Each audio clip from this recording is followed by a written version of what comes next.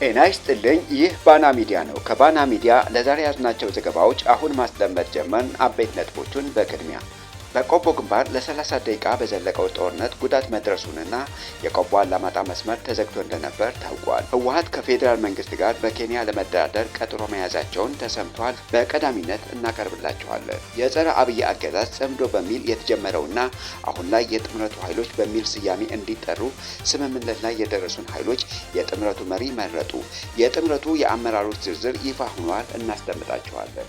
ኢትዮጵያ በህብረቱ በሚሰሩ የጥምረቱ ኃይሎች እጇን የምትሰጥበት ምንም አይነት ምክንያት የለም ሲሉ የኢትዮጵያ ሀገር መከላከያ ሰራዊት ጠቅላይ ኢታማዦር ሹም ፊልድ ማርሻል ብርሃኑ ጁላ ተናገሩ። ወደ እናንተ የምናደርሰው ሌላኛው ጉዳይ ነው። የቀድሞ የውጭ ጉዳይ ሚኒስተር ቃል አቀባይና ዲፕሎማት አምባሳደር ዲና ሙፍቲ ከሆርን ቪው ጋር ባደረጉት ቃለ መጠይቅ በኢትዮጵያና በኤርትራ መካከል ያለው ግንኙነት እጅግ አደገኛና ስጋት የበዛበት ደረጃ ላይ መድረሱን አስታወቁ።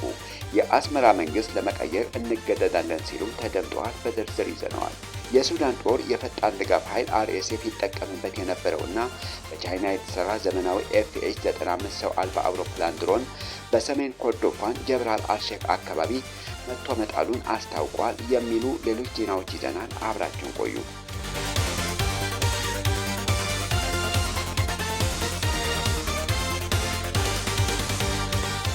በቆቦ ግንባር በፋኖና በመከላከያ መካከል በተደረገ ጦርነት ጉዳት መድረሱን ተገለጸ። በተለያዩ ማህበራዊ ሚዲያዎች በቆቦ በነበረው ጦርነት የትግራይ ሰራዊት መሳተፉንና በድሮን መመታቱን የሚገልጹ ዘገባዎች ሲወጡ ነበር። እውነታው ግን በጮቤ በር የፋኖ አንድ ሻለቃ የቦታው ለውጥ በሚያደርግበት ወቅት ከመከላከያ ተኩስ ተከፍቶባቸው ነበር። ለ30 ደቂቃ ያህል ውጊያ ከተካሄደ በኋላ በአሁኑ ወቅት በአካባቢው ውጊያ መቆሙን ተረጋግጧል። በዕለቱ በራያ ግንባር በጮቤ በር በኩል ወደ ዋጃ ይዞታዋን ለማስፋት የሞከረው የብልጽግና ሰራዊት በፋኖ ኃይሎች በኩል በተሰነዘረበት በከባድ መሳሪያ የታገዘ የጸረ ማጥቃት እርምጃ ወደ ኋላ አፈግፍጓል ተብለዋል። በዚህ ጦርነት የትግራይ ሰራዊት እንዳልተሳተፈና የድሮን ጥቃትም እንዳልተፈጸመበት ሰምተናል። በፋኖና በመከላከያ መካከል በተደረገ ውጊያ ምክንያት ግን በቆቦ የተሽከርካሪዎች እንቅስቃሴ እንዲቆም ተደርጓል። ከቆቦ ወደ አላማጣ መቀለ የሚወስደው መንገድ እስከ 4 ሰዓት ተዘግቶ እንደነበርና በኋላ መከፈቱን ታውቋል። በተመሳሳይ ዜና በቤኒሻንጉል ጉሙዝ ክልል መተከል ዞን ማንዱራ ወረዳ አዙጉና ቀበሌ በሰራዊቱ ላይ ድንገተኛ ጥቃት መፈጸሙን የቤኒሻንጉል ነጻነት ሰራዊት ባወጣው መግለጫ አስታውቋል። በዚሁ በተሰነዘረው ድንገተኛ ጥቃት በርካታ የሰራዊቱ አባላት መደምሰሳቸውና ከፍተኛ ጉዳት መድረሱን መግለጫው አያይዞ ገልጸዋል። ይህ በእንዲህ እንዳለ የፌዴራል መንግስትና ህወሓት በሚቀጥለው ሳምንት በኬንያ ናይሮቢ ዳግም ለመወያየት ቀጠሮ መያዛቸውን ተሰማ። ሂደቱን የሚመሩት በደቡብ አፍሪካ የሰላም ስምምነት ያፈራረሙት ኦባሳንጆ፣ ዊሊያም ሩቶ፣ ኡሁሩ ኬንያታና ፉምዚሊ ሚላምቦ ኑጉካ እና ማይክ ሀመር እንደሆኑ ሰምተናል። ሆኖም የህወሓት ቃል አቀባይ አቶ ሚካኤል አስገዶም አብይ አህመድ ከጦርነቱ ውጪ መኖር የማይችል በመሆኑ ለማደናገር እንጂ ለሰላም ዝግጁ አይደለም ብለዋል። ህልውናዬ በብልጽግና መቃብር ላይ ነው የሚረጋገጠው የሚል አቋም ያለው ህወሓት እውነተኛ ሰላም ካለ ግን አሁንም ለመደራደር ዝግጁ ነን ሲሉ ቆይተዋል። ህወሓት ከፌዴራል መንግስት የሚያደርገው ድርድር ደግሞ ከኢትዮጵያ ውጪ በገለልተኛ አገር መሆን አለበት በሚል ቅድመ ሁኔታ ማስቀመጡን አይዘነጋም።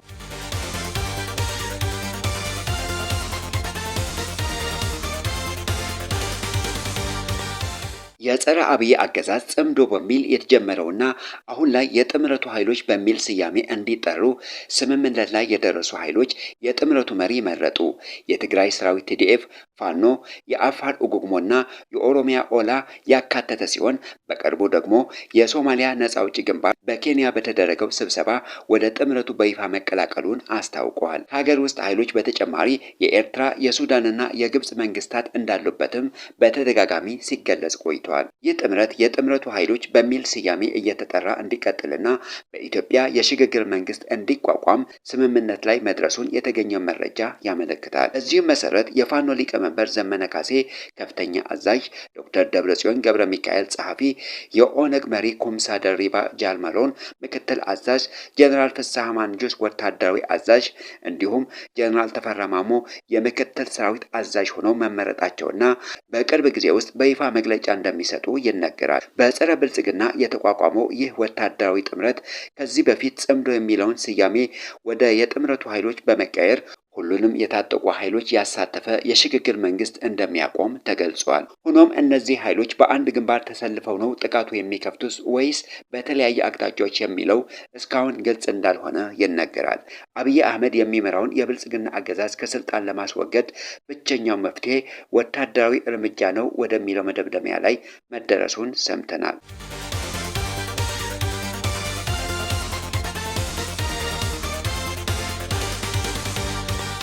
ኢትዮጵያ በህብረቱ በሚሰሩ የጥምረቱ ኃይሎች እጇን የምትሰጥበት ምንም አይነት ምክንያት እንደሌለ የኢትዮጵያ ሀገር መከላከያ ሰራዊት ጠቅላይ ኢታማዦር ሹም ፊልድ ማርሻል ብርሃኑ ጁላ ገለጹ። ፊልድ ማርሻል ብርሃኑ ጁላ ይህንን የገለጹት የ2018 በጀት ዓመት የስራ አፈጻጸም ግምገማ በተጠናቀቀበት ወቅት ለልዩ ኦፕሬሽን እዝ አባላት የስራ መምሪያ በሰጡበት ወቅት ነው።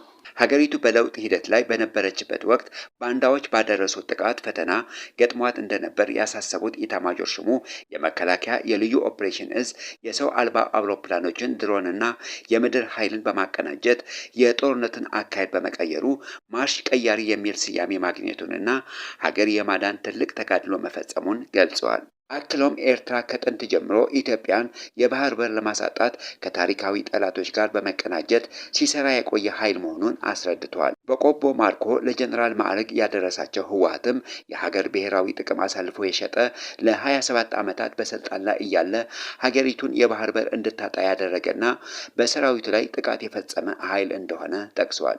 ህወሓት አገሪቱን በከፍተኛ የእድገት ማማ ላይ እንድትደርስ በወታደራዊ ዘርፍም ግንባር ቀደም ሰላም አስከባሪ እስከመባል የደረሰ ሰራዊት መገንባት የቻለ ነው። ብርሃኑ ጁላ ግን የአብይ ወንበር ለመጠበቅ ሲሉ የባዕዳን ሰራዊት ጋብዞ የትግራይን ህዝብ ያስጨፈጨፈበት ክህደት ረስተው ህወሓትን ከሰዋል።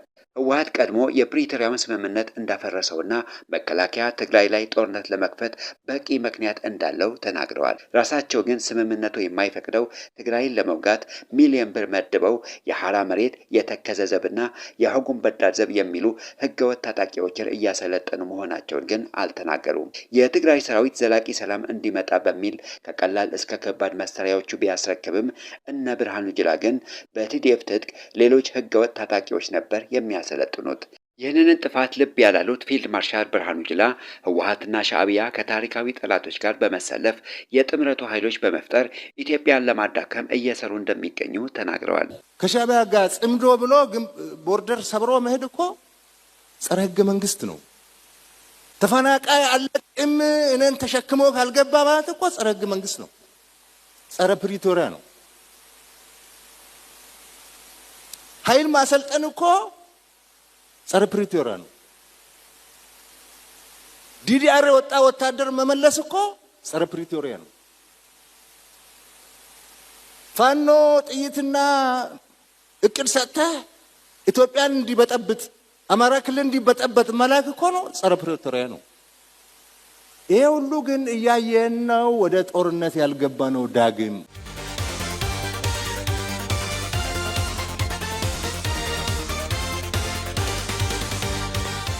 የቀድሞው የውጭ ጉዳይ ሚኒስቴር ቃል አቀባይና ዲፕሎማት አምባሳደር ዲና ሙፍቲ ከሆርን ሪቪው ጋር ባደረጉት ቃለ መጠይቅ በኢትዮጵያና በኤርትራ መካከል ያለው ግንኙነት እጅግ አደገኛና ስጋት የበዛበት ደረጃ ላይ መድረሱን አስታወቁ። አምባሳደሩ በንግግራቸው የፕሬዝዳንት ኢሳያስ አፈወርቂ አስተዳደር የኢትዮጵያን ሉዓላዊነት በግልጽ እየጣሰ ይገኛል ሲሉ ከባድ ማስጠንቀቂያ አስተላልፈዋል።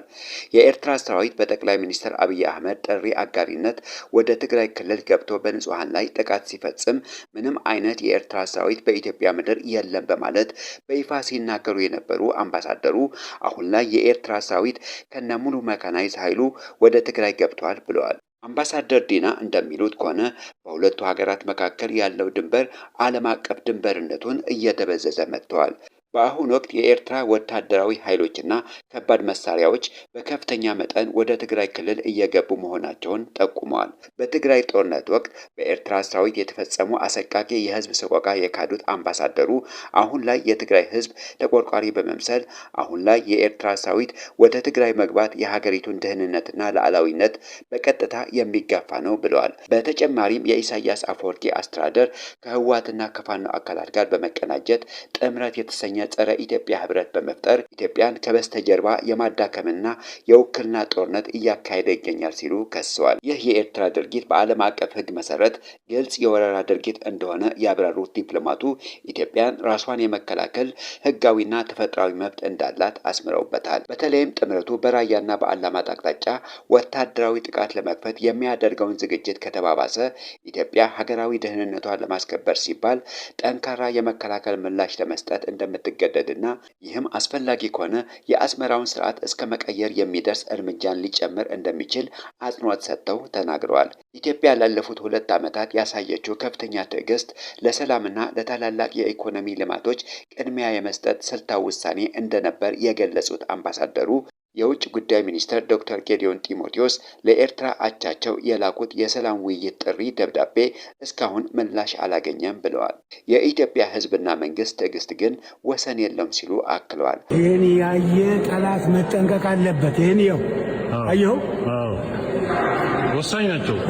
እነዚህ መሳሪያዎች ይህ ሁሉ የተመረተው የኢትዮጵያን ብሔራዊ ጥቅም ለመጠበቅ፣ የኢትዮጵያን አንድነት ለመጠበቅ፣ የኢትዮጵያን ነጻነት ለመጠበቅ ባንዳና ባዕዳን ለማጥፋት ስለሆነ ይህን እያዩ ሊጠነቀቁ ይገባል ይልሃል። አምባሳደር ዲና ሙፍቲ ዓለም አቀፉ ማህበረሰብ ሁኔታውን ከቁጥጥር ውጪ ሳይወጣ በአስመራው አስተዳደር ላይ ጠንካራና ተግባራዊ እርምጃዎችን እንዲወስድ ጥሪ አቅርበዋል። ከነዚህ መካከል ኤርትራ ከዲያስፖራው የምታከማቸው የታክስ ገቢ ማደግና አጠቃላይ የጦር መሳሪያ ማዕቀብ መጣል እንደሚገኙበት ጠቁመዋል።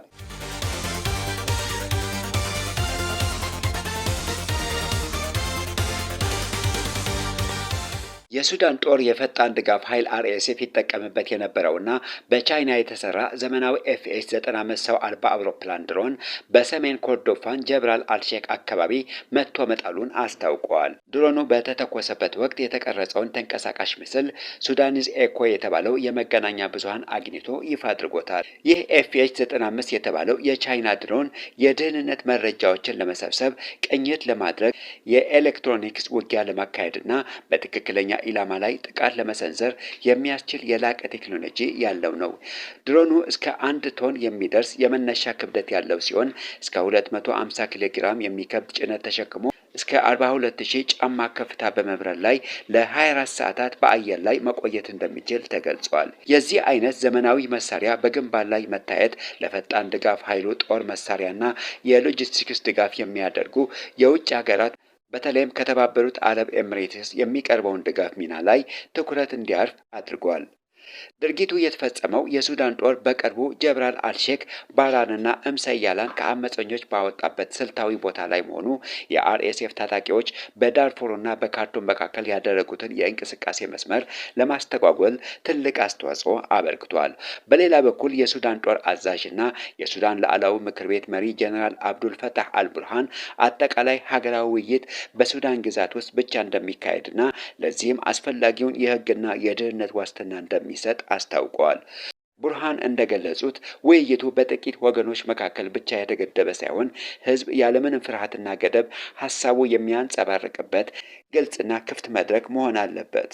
ይህ የሰላም ጥረት በጦሩና በዲሞክራቲክ ብሎክ እንዲሁም ከጦር ጎን በተሰለፉ የፖለቲካና የታጠቁ እንቅስቃሴዎች መካከል ባለፉት ወራት ሲደረግ የነበረውን የምክክር ውጤት ሲሆን ውይይቱ የውጭ ሀገራትን ጣልቃ ገብነት በመቀነስ በሱዳናውያን ባለቤትነት እንዲመራ ታስቧል። ለዚህ ውይይት በቀድሞ ጠቅላይ ሚኒስትር አብደላ ሐምዶክ የሚመራው የሱመት ጥምረት ከፍተኛ አመራር ከካይሮ በሚስጥር ወደ ካርቱም መመለሳቸውና ከጀነራል አልቡርሃን ጋር መምከራቸውን ይታወቃል። አልቡርሃን የRSF አመራሮች በድርድሩ ለመሳተፍ በቅድሚያ ትጥቃቸው አውርደው ወደ ካምፕ መግባት አለባቸው ብለዋል።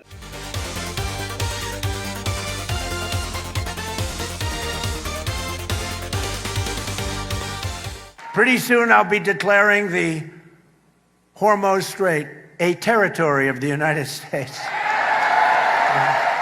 የአሜሪካው ፕሬዝዳንት ዶናልድ ትራምፕ ስትራቴጂካዊ በሆነው የሆርሙዝ ሰርጥ ላይ አሜሪካ ቁጥጥር ማድረጓን በመግለጽ ሰርጡ በቅርቡ የሀገራቸው ግዛት እንደሚሆን ማስታወቃቸው ተከትሎ በዋሽንግተንና በቴህራን መካከል ያለው ውጥረት እንደገና እያገረሸ ይገኛል። በኒውዮርክ ናሳው ካውንት ፖሊስ አካዳሚ ንግግር ያደረጉት ፕሬዝዳንት ትራምፕ አሜሪካ በኢራን ላይ ወታደራዊ የበላይነት እያሳየች መሆኗን በመጥቀስ በሰርጡ በኩል በሚደረጉ የመርከቦች እንቅስቃሴ ላይ ሙሉ በሙሉ እገዳ መጣሉን ተናግረዋል። አሜሪካ ካልፈቀደች በስተቀር ምንም አይነት መርከብ ማለፍ እንደማይችል አክለውም ገልጿል። የቀረበው የቁጥጥር ጥያቄ አስተባብሎ መግለጫ የሰጠው የኢራን ማዕከላዊ ወታደራዊ እዝ አሜሪካ ሰርጡን ተቆጣጠራለች መባሉን መሰረት የሌለው ሐሰትና ፈጠራ ሲሉ ሙሉ በሙሉ ውድቅ አድርገውታል። የቀጠናው ግጭት እየተካረረ በመምጣቱ ምክንያት በዓለም አቀፍ የንግድ መስመር ላይ ከፍተኛ ተጽዕኖ ያደረሰ ሲሆን የኬፕለር የመረጃ ትንተና ጠቅሶ ሲኤንኤን እንደዘገበው ግጭቱ ከተቀሰቀሰ አንስቶ በሰርጡ በኩል ያለፉት መርከቦች ከጦርነቱ በፊት የነበረውን እንቅስቃሴ 20 በመቶ ያህል ብቻ ይወክላሉ። በሐምሌ ወር አሜሪካ በኢራን ውስጣዊ ኢላማዎች ላይ ጥቃት የሰነዘረች ሲሆን ኢራን በበኩሏ በዮርዳኖስ፣ ባህሬንና ኩዌት በሚገኙ የአሜሪካ ወታደራዊ ተቋማት ላይ የአጸፋ ጥቃቶችን ፈጽማለች። በሌላ በኩል የኢራን ውጭ ጉዳይ ሚኒስትር አባስ አራግቺ አሜሪካ ስምምነቱን በመጣስ በፓኪስታን አሸማጋይነት ተደርሶ የነበረውን የ60 ቀናት የተኩስ አቁም ማብቃቱንና ሀገራቸው ወደ ጦርነት መመለሷን አስታውቀዋል። አራግቺ አክለውን በኳታርና በፓኪስታን በኩል የሚደረጉ የመልእክት ልውውጦች እንደ አዲስ ድርድር ሊቆጠሩ እንደማይችሉ ገልጸው ከኦማን ጋር የሚደረገው ውይይት ደግሞ በሆርሙዝ ወሽመጥ አዳዲስ ጊዜያዊ የመርከቦች መስመር በማቋቋም ላይ ያተኮረ የቴክኒክ ባለሙያዎች ስብስብ እንጂ ከዋሽንግተን ጋር የሚደረግ ፖለቲካዊ ድርድር አለመሆኑን አስረድተዋል። የቴክኒክ መስመሮች ቢዘረጉም እንኳ የሆርሙዝ ሰርጥ ዳግም የሚከፈተው አሜሪካ ኢራንን የምታቀርባቸውን ቅድመ ሁኔታዎች ስታከብር ብቻ እንደሆነ ሚኒስተሩ አሳስበዋል።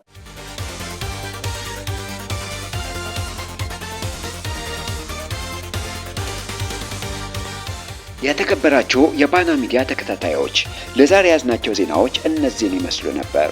ስለተከታተላችሁን ከልብ እናመሰግናለን። መረጃዎቻችን ለሌሎችም እንዲደርሱ ቪዲዮውን ላይክ እና ሼር ማድረጋችሁን እንዳትረሱ። ለቻናላችን አዲስ የሆናችሁ ደግሞ ሰብስክራይብ በማድረግ የቤተሰባችንን አካል ይሁኑ።